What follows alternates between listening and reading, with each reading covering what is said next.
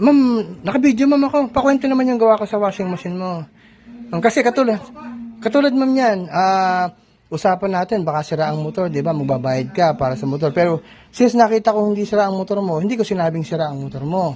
Which is, kung technician hindi trusted ang nakuha mo, sasabihin sa'yo sira ang motor.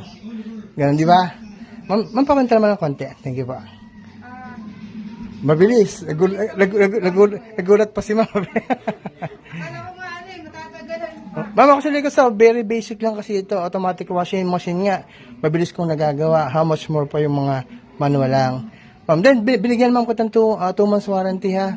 Doon sa aking, repair na ginawa. Kaya nga lang, siyempre, wala naman akong pinalitan na pyesa. Hindi ko warranty yung pyesa. Ma'am, ano pa itsa natin ngayon, ma'am? Document natin. June 6.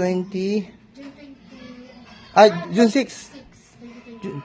6, 2024. Sige, ma'am, bali, 2 months warranty, ma'am. Bali, kapag nagka-problem ulit yung dryer mo, yun. Kaya nga lang, wala akong warranty yung pyesa since wala akong pinalitan pyesa. Yan, para documented din yung warranty ko sa'yo. Warranty nyo lang po yung SDD na life. Oo. Let's say, today naman pag-usapan yan. Let's say, within 2 months, magka-problem, tawag lang kayo sa akin para tingnan ko kung ano yung may tutulong ko. Wala nga lang kasi akong pinalitan pyesa eh. Kaya hindi ko siya mabibigyan ng warranty. Let's say, motor, hindi ko pinalitan. Wala akong warranty sa motor mo kasi yan pa rin yung dating motor. Thank you so much ha. Dito po ito sa Westwood. Okay na po. Ang purpose ko to sa FB ha.